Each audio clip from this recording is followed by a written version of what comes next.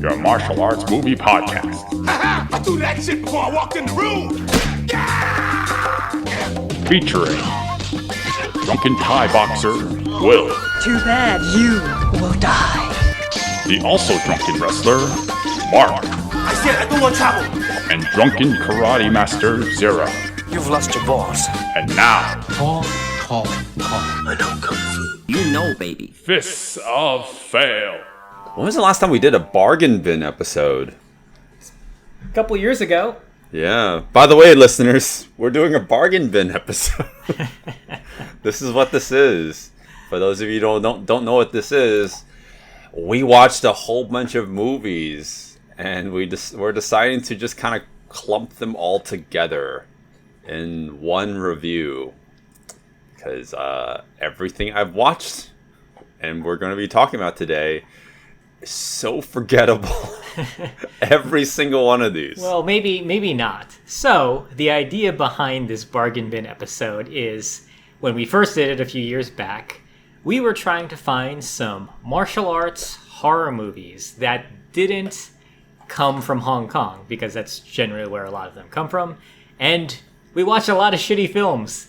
So much so that we couldn't find a good one that could encapsulate an entire episode by itself. So we just lumped a whole bunch of shitty ones in and said, hey, this is a bargain bin episode. And we covered some horrible movies. So, well, actually not really. Varying in quality. But this time, we are still watching things on Hayya. And as I was looking for content, I noticed there's just lots of really cheap-looking monster movies on Hayya, and I wanted to try to find some that had martial arts in it. So I started with the first movie we're going to talk about, and then I was so disgusted with what I saw. I was like, fuck it, let's do another bargain bin. And then I picked a few more to add on here, and so we're going to discuss 4 different movies right now. Yeah, well, ever since we started doing quick jabs, I guess we kind of did away with the bargain bins. But because there's so many, they're all also Halloween themed. These are very loosely Halloween themed, by the way. But there's monsters, or there's zombies, or something, right? Or a mutant ghost war girl. Mutant whatever that ghost is. war girl. Yes, it's important to stress mutant because it has nothing to do with ghosts. What a strange ass title. But yeah, that's the first of many that we'll be talking about today. And yeah, it's suffice to say, we're going to keep this one short, right? I don't think we want to talk about these movies, especially since after just watching all... Well, I watched 3. You watched 3. And I got to admit, after the credits rolled, my brain just immediately ejected all the information I just took in.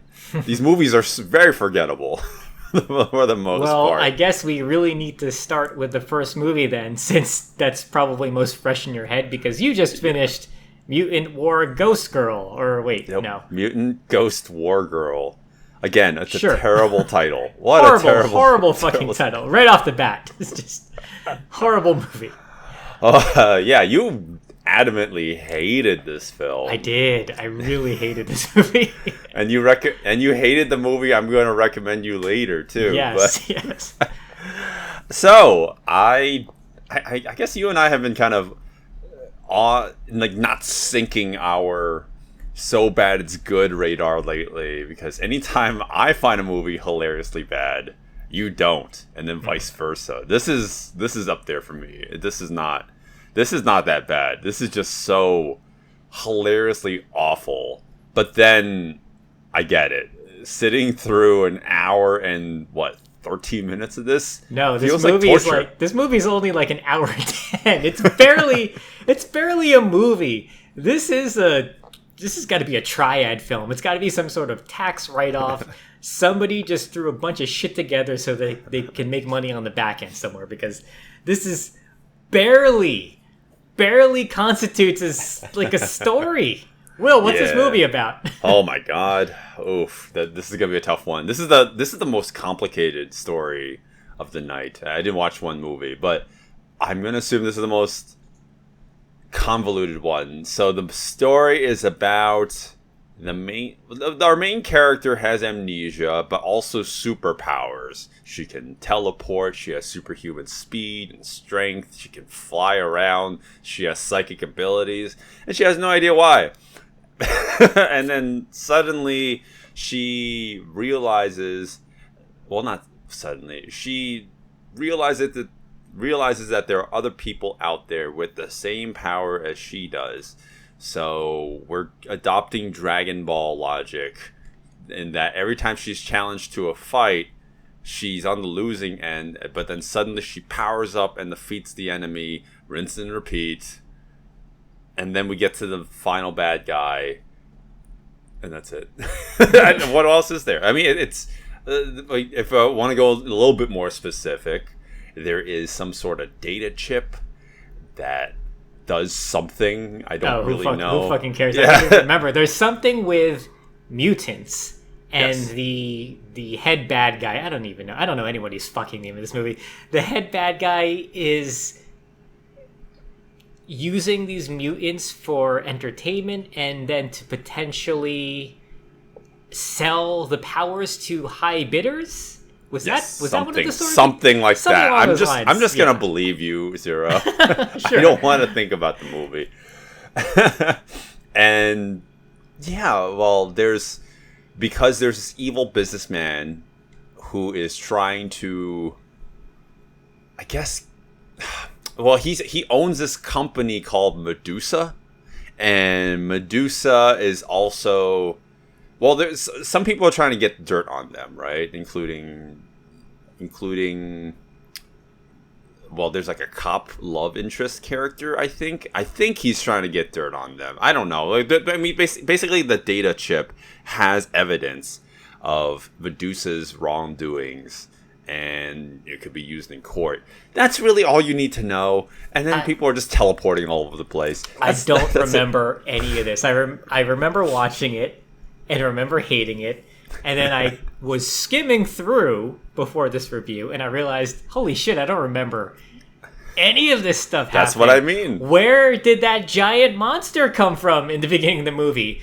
Why is there like fake Sammo Hung who's also cosplaying as what's his face, Chow Yun Fat in The Killer, also like double wielding guns, shooting this monster? Who knows? It's oh god, it's so awful.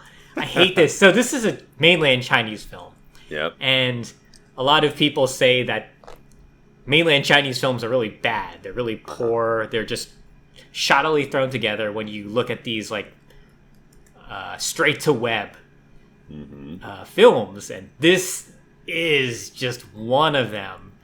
You don't know what's going on. Like it's kind of it's annoying for me to watch because there's sets.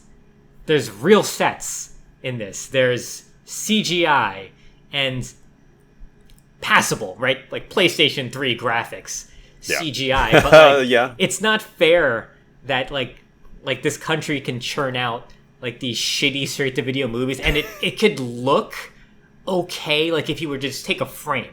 Mm-hmm. But then when you sit through the story, it's garbage. Like it's just like such a shame. Well, the movie is very uninteresting, and this goes back to this whole theory. Not a theory. This is a thing in China. People watch movies on their phones, and a movie of this length and what we're looking at in terms of caliber of movie making, this is deliberate. It's a web movie, right? So it's nice and concise, barely a feature length duration. So it's easy to consume if you're just taking the train, right? So I like that. That's basically why you don't need it to be high art. None of these movies tonight are high art. I get that, but I'm saying like if I'm on the train and I'm watching this in chunks because I'm a commuter, nothing like the first 5 minutes would not keep me continuing in watching this fucking trash fire. What do you mean, Zero? There's a giant tentacle monster in the beginning of the movie. I mean, it's not. Well, it's tentacle tongues. Tentacle tongues, yeah. Oh god. Our main It's never explained. It's never explained. Yeah. Our main character, she wakes up in Seoul. I believe it's Seoul, Korea. Yeah. South Korea. And they're just hard ripping off Ghost in the Shell, the American Ghost in the Shell movie at this point. They have like the chanting vocals, and then they have the skyline that's filled with advertisements and giant holograms. But then you're in a Chinese lot. There are red lanterns everywhere. Like, they didn't even try to make this Korea. Just throw a bunch of kimchi jars everywhere. Like, do something. Try.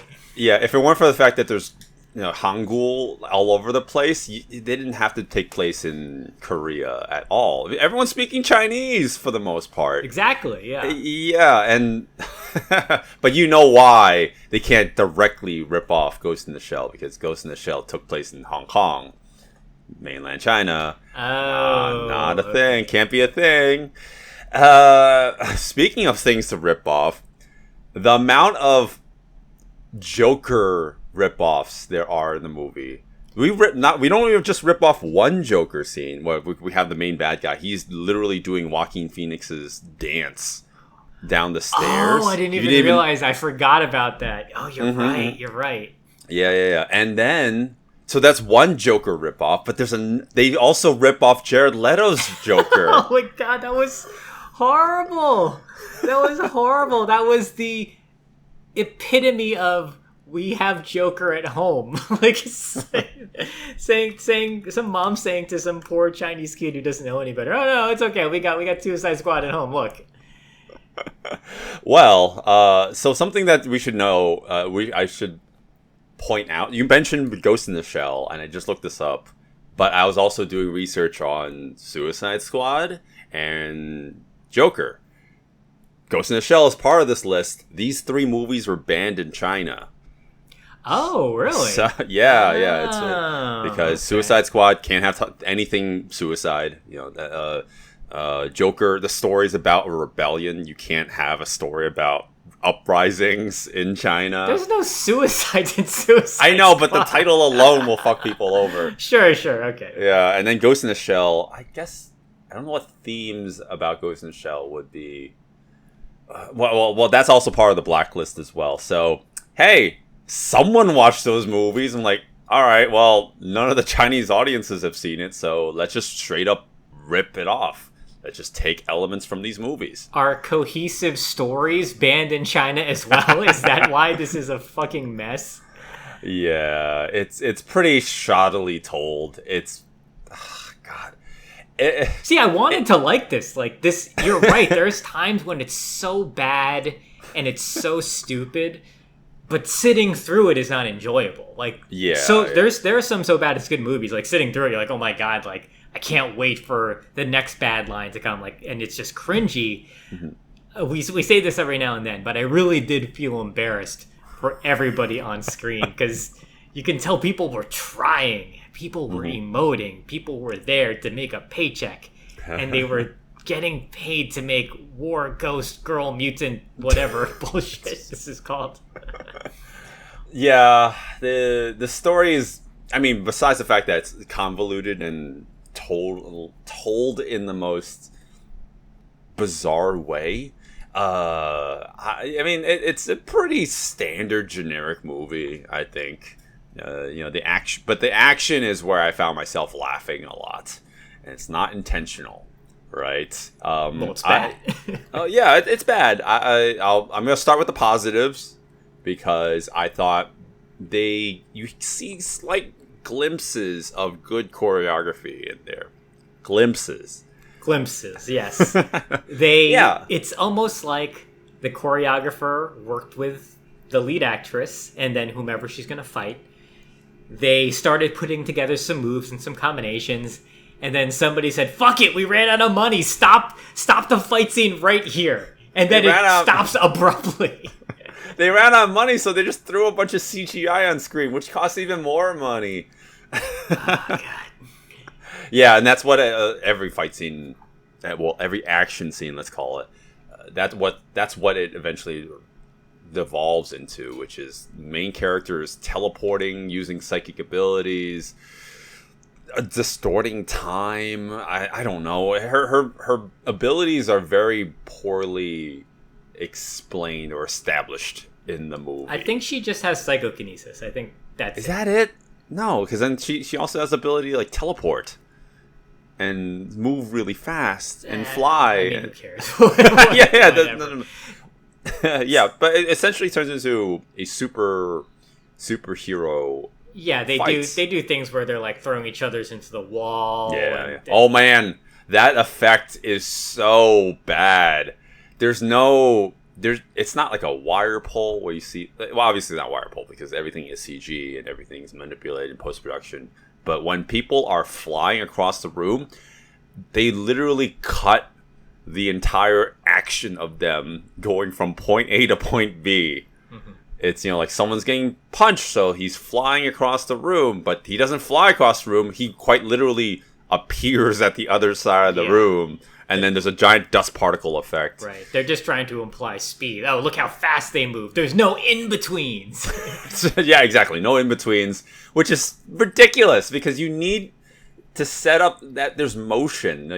Otherwise, it just looks ridiculous. Because with the amount of power that would require for someone to just instantly appear on the other side of the room, that wall would be fucking shattered. Of course. There's never any sort of impact on any of the hits in the fight, in any of the action scenes, and none of the action scenes are very memorable. They're not very good, and then there's also just a lot of CGI layered on top of it. Lots of slow motion. It's very, very forgettable. Yeah. And then the action devolves. It literally devolves. At first, there were semblances of fights and choreographies, and then she will get approached by large numbers of men running at her, and she just she just speed walks through them all, and they fall down. It's fucking lazy. I hated it. I hated it so much. I love the final fight because it was essentially her versus the evil businessman who also has abilities, and they're basically not fighting. It's just all psychic powers and people teleporting. And man, that final shot of how she defeats him, she just teleports above him, falls down. None of it is visible.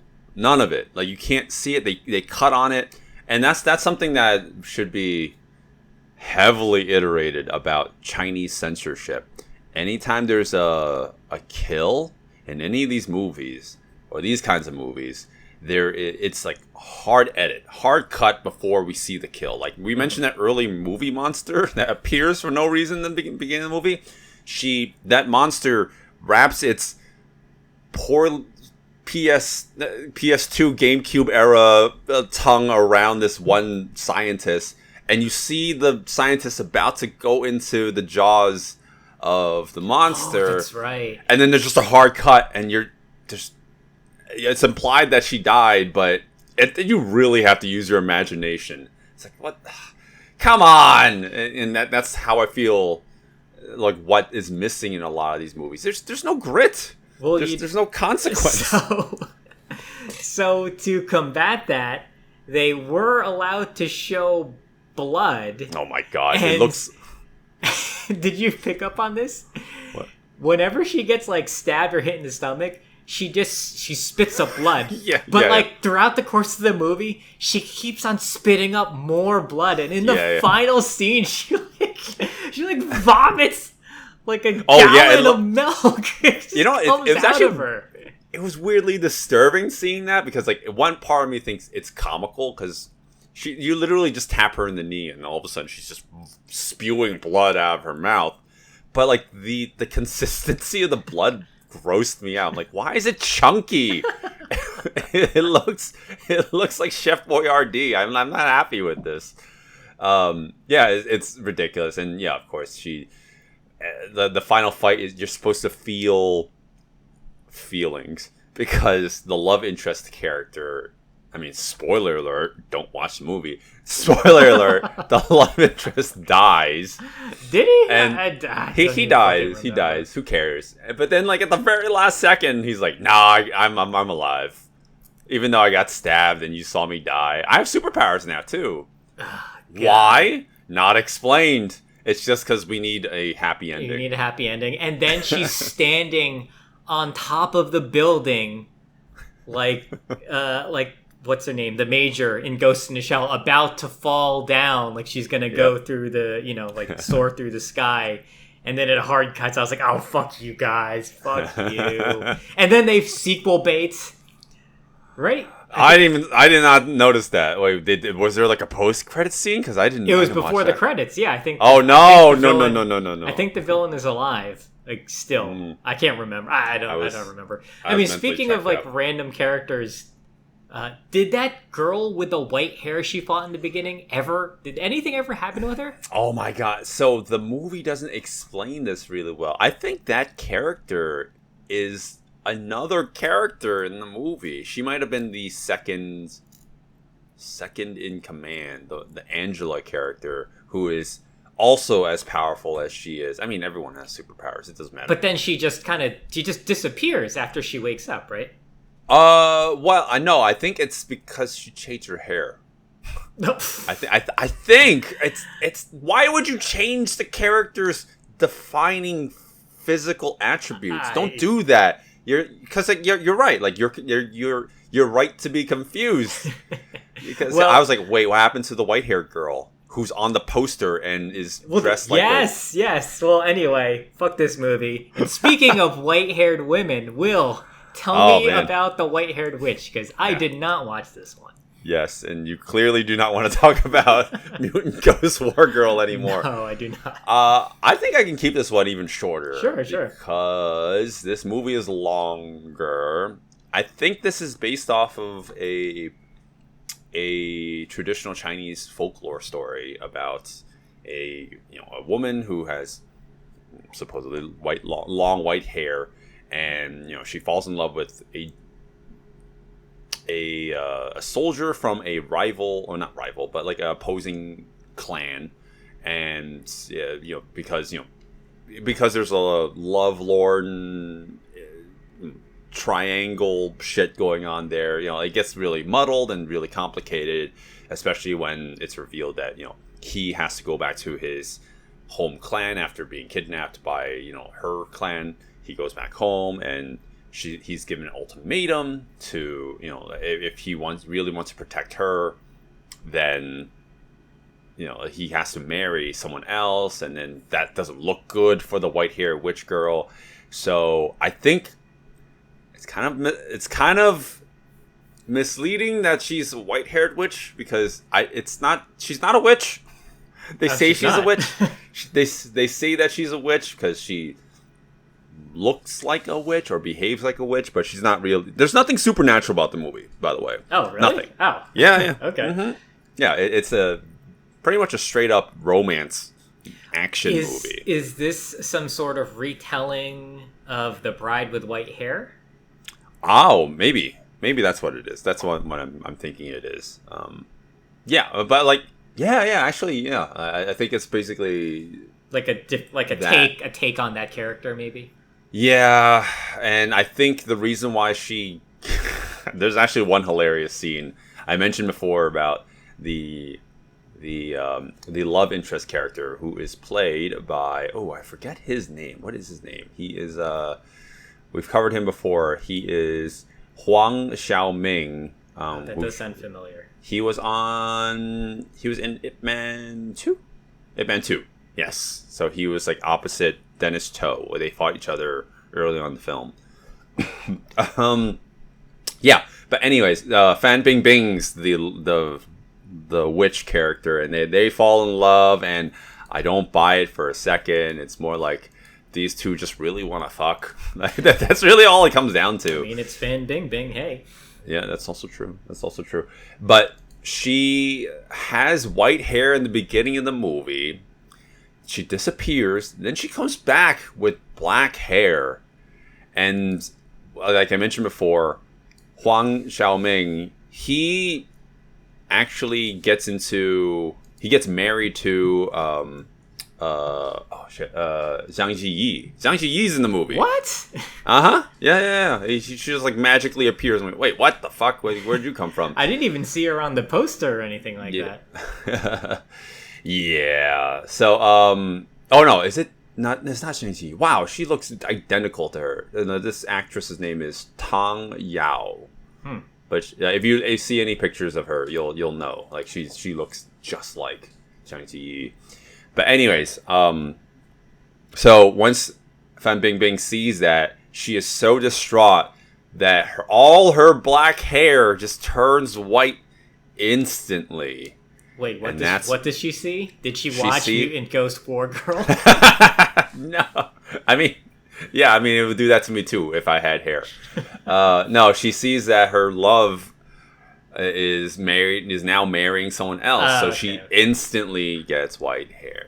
Wait. Is this not a martial arts movie at all? Yeah, I barely talked about the action, have I? It's mostly like a wuxia film. Oh, okay. I was gonna say, mostly. did you just watch a straight up romance movie? We're covering it on our martial arts movie Oh man, podcast. well, since we're both a comedy podcast and a romance podcast, let's talk about the romance. It is so forced and so generic. It's obviously not to my liking. I mean, not that I care for romance movies to begin with, but it's just not a good story. I didn't buy it for a second. Like, these two just are attracted to one another. There's no chemistry. They're attracted because they're hot actors and actresses, and the Yes. story requires them to get together. Yeah, So basically. I'm guessing there's fighting because, I don't know, she wants to get revenge or people wronged her. And she's not a witch, but then how can anyone fight in this movie? So there is a villain played by Vincent Zhao. Vincent Zhao is on the side of Huang Xiaoming, his clan. Huang Xiaoming's uncle was the governor of the whatever village that they live in. So in one attack that Fan Bingbing was leading, I guess, she threatens the governor, and then she just says like, "Okay, bye." But she doesn't kill the governor. Vincent Zhao sees this, and he takes the opportunity to kill the governor and frame Fan Bingbing for the murder. And that sets up this whole conspiracy. Well, it makes the tensions between the rival clans stronger or like more adverse. So yada yada yada. Go move forward to the end of the movie. Vincent Zhao's like, fuck it. I'm just gonna out myself as the villain. Like, I did it all. Ha ha ha. And yeah, Vincent Zhao is he's Vincent Zhao. He's a competent martial artist. We've been talking about him. We talked about him recently, but I've been watching a lot of movies with him lately. And this is obvious. I don't think this is his best outing. He's clearly the best thing about the movie in terms of action. And this is directed by Stephen Tung. Or action directed by Stephen Tung. So it has a higher caliber of choreography, but the movie's not good. That's what I'm gonna come down to. The movie is very forgettable. But very, very forgettable. But would you check out the action? Maybe. Not really. I mean, So I did watch not even good wuxia action.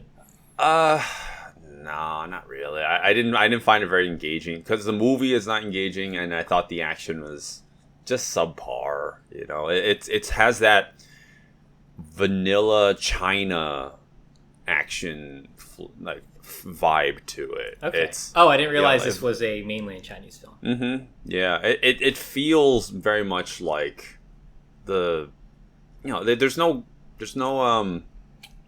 I hate to use Substance? the word grit anymore. There's substance. It's just there's nothing that makes it unique, creative. Sure. It feels like it's definitely a one step above Mutant Ghost War Girl. Only one step.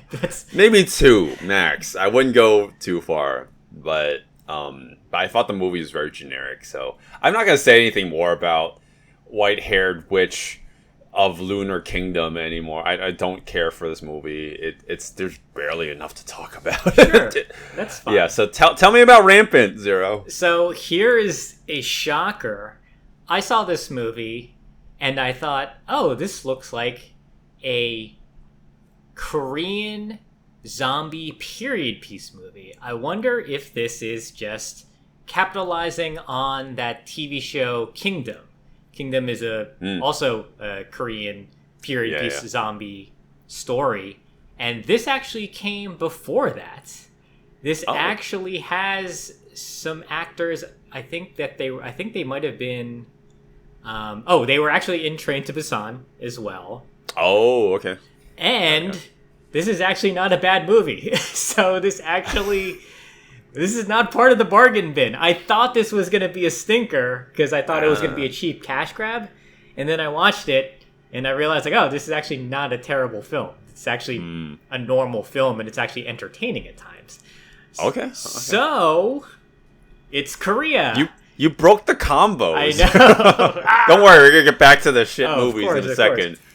But and as you're especially breaking it because we're going to Korea now. I know. Yeah, I thought we were going to stay in China this whole time. But so Rampant is a zombie outbreak movie that happens in feudal Korea. Somewhere in the past in Korea where people they have those. I don't know the name of the hats, but they're kind of like the top hats, but you can kind of see through with the mesh. Sure. And so it's just one of those stories where an outbreak is occurring and nobody in higher power believes anybody, even though the villages are getting wiped out. And so what happens is the prince commits suicide because he's trying to, save the lives of his men or something like that. And so his brother gets word of this and comes home to, visit because he's distraught by this. And then he runs into the zombie outbreak, and it's basically him fighting to get back to the palace and then try to warn everybody. No one believes him, and then slowly the outbreak is kind of happening around them, and then eventually, because no one wants to believe that it's really happening, it just fucking blows up in everybody's face, and everybody is fighting, trying to survive this outbreak that happens within this small little kingdom. So it's the first 3-4 episodes of Kingdom.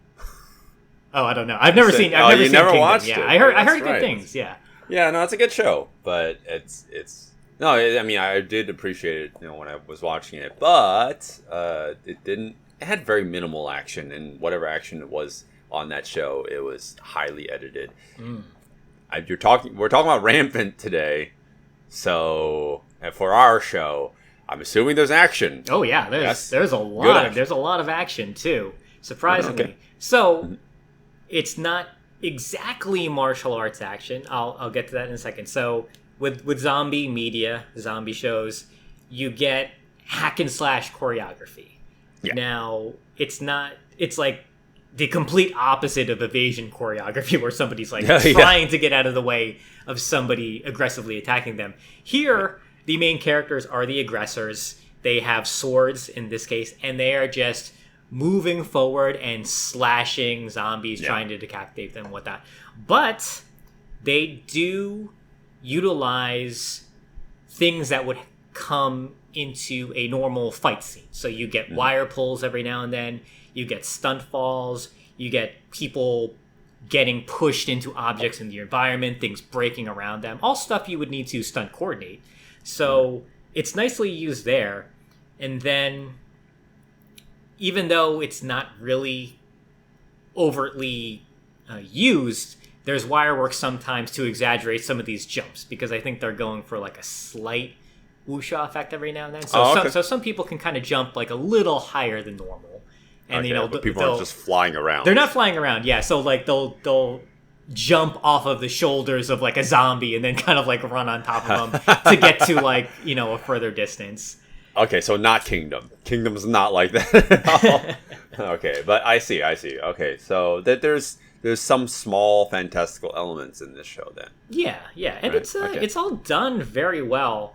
And then there's fight choreography every now and then. So there's a couple instances where some people they will fight each other because that's what they do in these times. They don't realize that there's an outbreak going on. They're like, well, you did this, you did this, we got to fight each other, realizing that you shouldn't be quarreling with your with the potential people who could help you out in the end. And so there's fight choreography from that. It's not really that good. I would imagine. Yeah, it's one of those things where the continuity of the fights are kind of all over the place because you have the zombie outbreak going on around them. So there, it will cut to, oh, here's a few swings of the swords against two humans. And then we got to cut to, oh, like these are people running away from zombies. Now cut back to the sword fight. Now cut to this thing.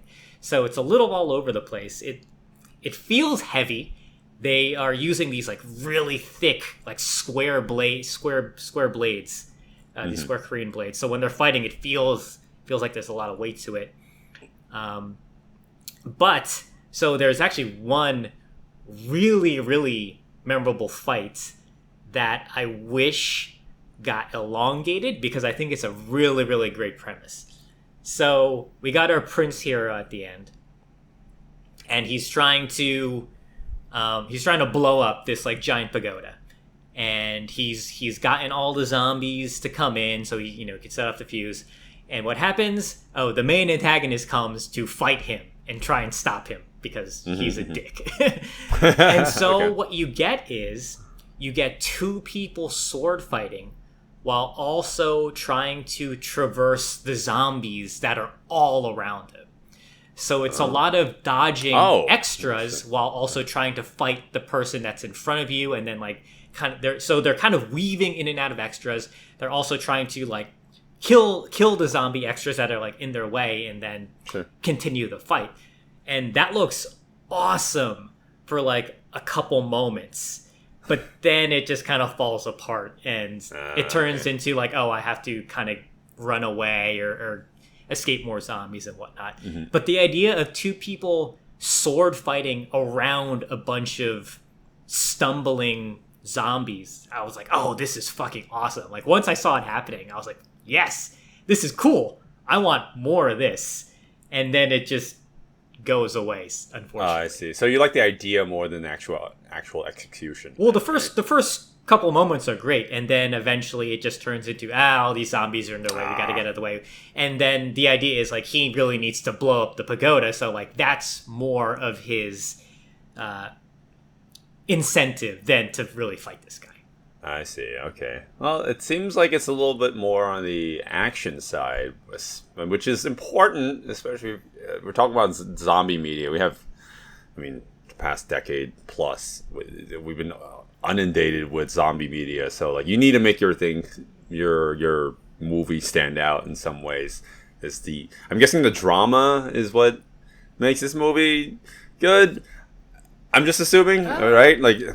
So here's the thing. Yeah, I didn't want to go into the story too much, but the characters are pretty forgettable. Besides the main character, like everybody else, there's moments that happen in the zombie films where like, oh, this character is making a sacrifice, or this character dies. Sure. And then in this movie, that happens, as it does in these stories. And then the characters start like crying or being sad about it. And I couldn't help but think, oh, I don't remember who that character was. I didn't feel they gave that person enough time so that their death felt impactful.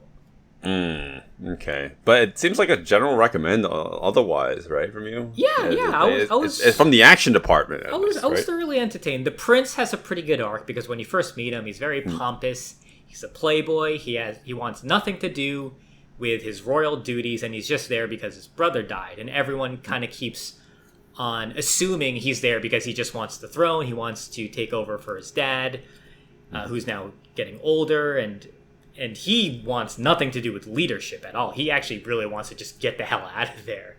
And so the whole movie, it's him going through a character arc. He doesn't want anything to do with it. You realize he's the only person of comparable sound and mind who is keeping his composure in this whole outbreak, and so everybody keeps on looking up to him. And then, of course, eventually, in the end, he realizes, like, okay, yeah, I'm the person for this job, so I should eventually just become the king. Got it. So this is easily going to be the best movie of the night. Easily. Right? Easily. It's It's unfortunately 2 hours, and some people are like, 2 hours, that's not long. Yeah, that's me. But for me, I want a solid 90, maybe like an hour and 5. Would have been okay, pushing it a little, 15 minutes more. Okay. Like I wanted it trimmed down. I didn't care about those characters. Like it would have been perfect if we could cut 30 minutes out of this. Well, if we want to talk about zombie movies, Zero, that are nice and short, although it might not feel that way, let's talk about our last movie of the night. What is this title? Like Stirring the Apocalypse? So stupid. Apocalypse. Stirring Change. Oh, God, these fucking movies. These titles are so bad. You know what? I think because we're back in China, by the way. I think they got these titles with the random word generator. It's like, what are horror movies? What do they have in their titles? Apocalypse, mutant, ghost, war girl. I don't know, like just like random shit, and just like it feels like they took the Chinese characters and just made a direct translation without like reading what it altogether means. Yeah, maybe. I recommended this one to you. You didn't have to watch it, but I recommended it to you. So you kind of sold me because you said it would. You made it sound like it was going to be so bad it's good. I was really, really excited. It was. And I sat down and I was so frustrated with this movie. So the first act, before we talk about the story, the first act, I was laughing so hard, pretty much like every other minute. And then after that, it just slowed to a crawl. My laughter subsided tremendously. And then the last second, I started laughing at the movie again. But yeah, it's not so bad it's good throughout. But I did strangely enjoy how bad this movie was. Oh my God. So a meteor hits the Earth and it transforms a tiny insect into Cthulhu. Space Cthulhu, who is floating above this Chinese city, and it's infecting the people of the city with a virus that turns them into zombies.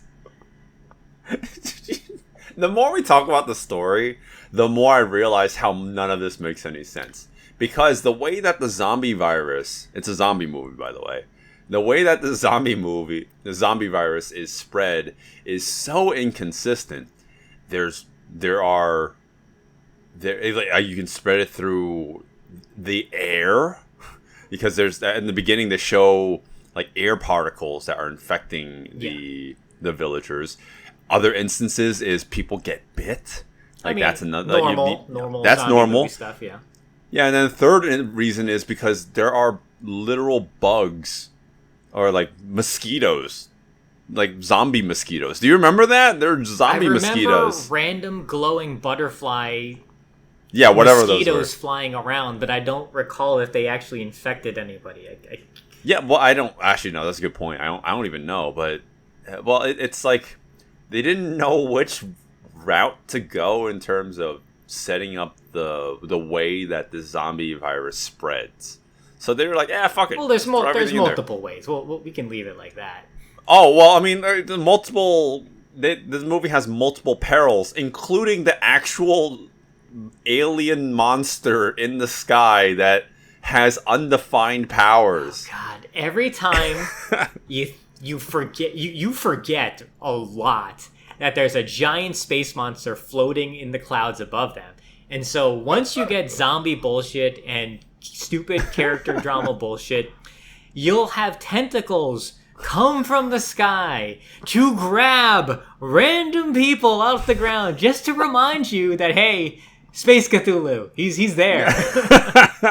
It has undefined powers because it can also rain down giant icicles at people. And the icicles impale the people and freeze the ground. I don't get it. I just do not get it at all. It's like, isn't a zombie apocalypse enough for a movie? Why do we need a space monster at the same time? I mean, this is closer in... I mean, the premise is closer in line with the 50s B movie, but the execution is just fucking all over the place. This movie's bad. I mean, I'm not going to sugarcoat it. This movie's really bad. It's awful. I didn't realize that our two main characters were firefighters. Oh, is that what... Oh, I guess they were. Yeah. That explains why or how they devise a way of fighting the space monster, right? Because they know fire? I don't know. Because they know fire? I don't know. Yeah. Oh, God. There's so much random shit in this movie. There is a woman who can make a life-size puppet do martial arts. Yeah. Do martial arts because she's connecting strings from her fingertips, her 10 fingertips, that go to the life-size wooden puppet, and this puppet does martial arts for her. It flies around the screen. It fights for her. Like, she is so overpowered because of this puppet. Like, I don't understand why she just is not killing all these zombies so easily. So that's the reason why this movie even kind of constitutes a martial arts movie, is because any scene with that puppet lady, that is, I mean, I'm gonna call her Huawei, because she literally has the Huawei logo on her forehead. Oh, does she really? I didn't even know. I was like, wait, is that Huawei? Huawei. Any scene with her in it, where she's making the puppet, fight for her. I mean, that's the closest we get to legit martial arts choreography. Not good, but probably the best outing you're gonna get in the whole movie. And that's as much as I'm gonna say about the action. The action is pretty generic. Yeah, there's really not much to say about that. You have a big, muscle-bound Chinese guy who I'm sure they really want to be Ma Dong-seok. But you know what they do? Instead of having this giant man just punch zombies left and right, he just kind of throws them. And if he punches one, it's just cut up. So you see no impact. That's why you love Ma Dong-seok stuff, because you just see this big muscle-bound man punching these poor stuntmen and then just eating it, flying into walls. Oh, man. Yeah. On the topic of the zombies, there's two things I noted. One, the zombies look really cheap. They look like there's barely any effort into actually making them look like zombies. So, I mean, unless there's a close-up on the zombies. But if you're talking about the extras and they're just no-name zombies, they look like you just put maybe a dash of ketchup on their face. Oh, this is. I mean, it's like literally a dash. I mean, this is China, so maybe like some chili oil. But it doesn't look like a lot. And everyone, it just looks lazy in that department. But the second thing I noticed is that the zombies. Well, let me back up a little bit. So I was surprised that we could do this premise in a mainland Chinese movie, right? Yeah, that's what I was thinking. Zombies. I thought zombies weren't allowed. Because that's what I thought too. Horror? Or they're monsters? This movie was released last year. I don't know if they've lifted that ban, or maybe they lightened it up I wonder if the workaround is they're possessed by the alien, the alien Cthulhu controlling them. So that means they're not, I don't know, like mythical horror monsters. There's nothing supernatural about them because they're actually being mind controlled. So because it's in the realm of sci-fi, that's how they circumvented it. I don't know. Like, maybe this is technically a sci-fi movie to them. Yeah, maybe. I mean, it's the way. So I don't know if I can call this zombie choreography. But the way that the zombies bite people, there's no skin. There's no like teeth on skin contact. There's no effects. Like they're you can see zombies biting through biting at clothes, but there's no tear in the clothes. There's no viscera. Well, because there's no budget. There's no budget. It just looks really cheap. That's what I'm trying to get at. It's like there doesn't feel like there's a lot of consequence. Oh man! Yeah. So one of the things I started noticing is, and this is super nitpicky, but because this is such a shitty movie, I don't mind pointing this stuff out. There's times when there's extras who don't look like they're dressed up as zombies, and they're just kind of standing there. Like that's what I mean. You see people who are clearly supposed to be zombies, and they're doing the zombie shuffle. They're just roaming around, and they look like they're the undead. And then there are some times when you see other extras who are just standing still. Mm-hmm. And then later in the movie, sometimes the zombies, they don't move. They're stationary for no reason. They're stuck. I don't fucking understand it. They don't give rules to them. No. No. But don't worry about that, Zero. You worry about the space Cthulhu that is raining down, or that you can only defeat with fireworks.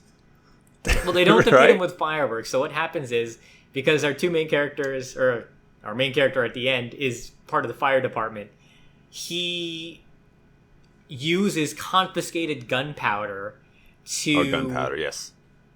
What does he do? He puts it in this big, I don't know, like empty square, this empty town, town space, and then he just... What does he do?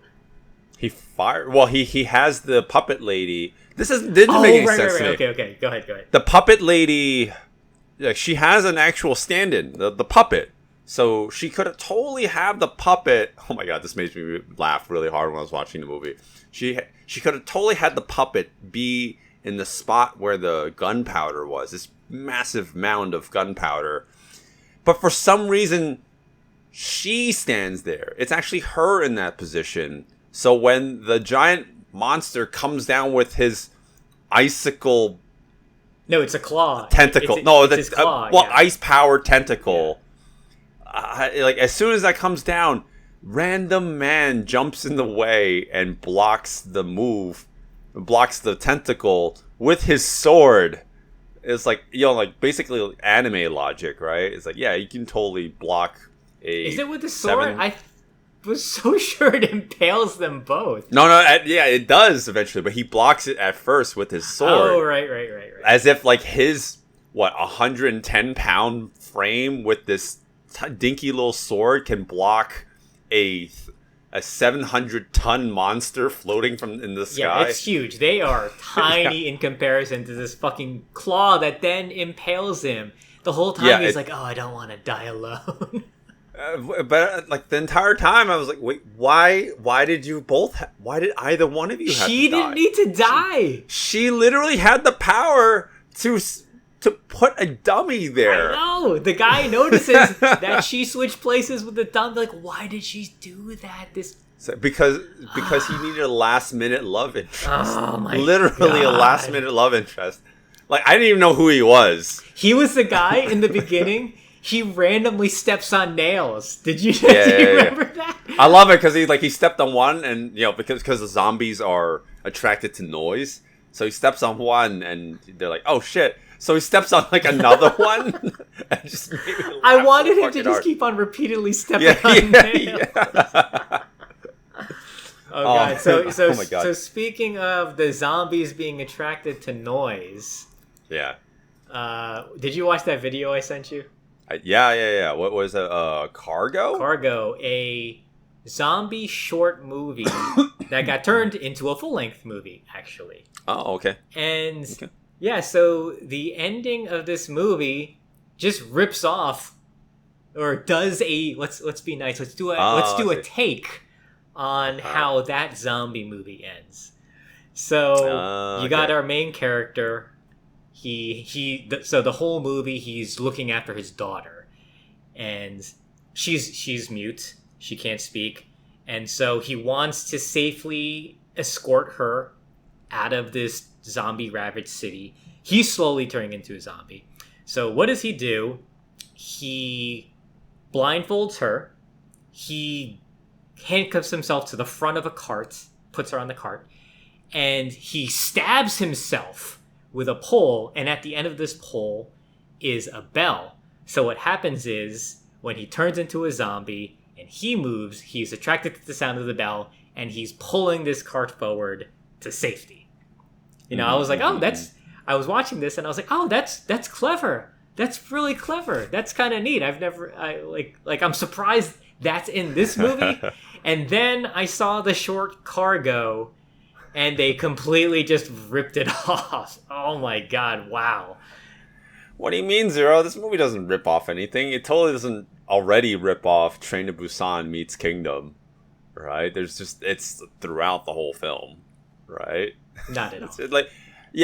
I'm sure the director didn't just turn on his VPN and just watch a whole bunch of other zombie media across the continent, across the entire world, and was like, fuck it, I could do that. But in China, but also make it mediocre. There's this one scene when random old man is being eaten alive by zombies, and the wife character, who is on this other side of this giant gate, she just decides to just open up the gate because she's like, fuck it, I don't want to live in a world without my husband, so I'm just gonna sacrifice myself. Oh, and also these people who are innocent. No, they're not innocent. Did you see? There's only like 2 of them who are evil. The other ones are like... So when before she was gonna open the gate, there's a scene when all the people are clapping and they're dancing and they're singing because they're just so happy that they trapped the people on the other side of the gate to get eaten by the zombies. I guess I missed that scene. I was just more like, you only put that in your movie just because it's required in your zombie media, right? I didn't feel like this movie kind of earned that. Not at all. No, yeah, I mean, not at all. I would say like the only good thing from this movie was the villain, like that one Chancellor. He was just a dick, and you wanted him to die, and the whole time he keeps on doing dickish things, keeps on getting people killed so he can save his own ass. But then the problem is you have to have a good payoff with his death, and I don't know, some random zombie just comes and they fall to the ground and like that's it. It's such a wasted opportunity. Yeah, and the horror. I mean, this is a zombie movie, right? So technically horror, but the horror's not good. I mean, like don't lean on China to give you good zombie media, obviously, because they even if they have lifted this ban or whatever. They clearly do not know how to do it quite yet. This movie's not a good outing for that. Action's not very memorable. I literally rewatched it before we started talking about this, and I was like, I don't remember what the hell happened action-wise. But is that the worst movie of the night? Because that's how we're gonna end this episode, right? We already know which is the best. I mean, I didn't even watch Rampant, but I'll agree with you. I think Rampant's probably the best one. The one movie I didn't watch. Yeah, most definitely is. I don't know, Ghost Mutant War Girl or whatever the hell it is. Like that was pretty bad too. But at least there's fight choreo. No, I don't want to give that movie a bone. I don't want to give any of these 2 movies a bone. Fuck these 2 movies. Fuck these Chinese films. I feel the first one I feel bamboozled by. Like I almost thought it might have been some sort of semblance of a martial arts movie, and then it just feels like somebody was trying to make money and just threw people together and made it off. I don't know, like made off with taxes or something like that. Yeah, if that's how the Chinese economy works. But well, I mean, I'm the one who bamboozled you with Apocalypse, because I was like, yeah, you're gonna love it, and you're like, I fucking hate you. Yeah, I hated that movie. Yeah, I thought that was more entertaining. I think both of them were entertainingly bad. So like they're terrible movies, obviously, but there's moments where I was legitimately laughing hard at the movie. But the worst movie of the night is the one you didn't watch, which is White-Haired Witch. It's boring. It's very boring. I didn't laugh a single time. I was more like, I just need this movie to end.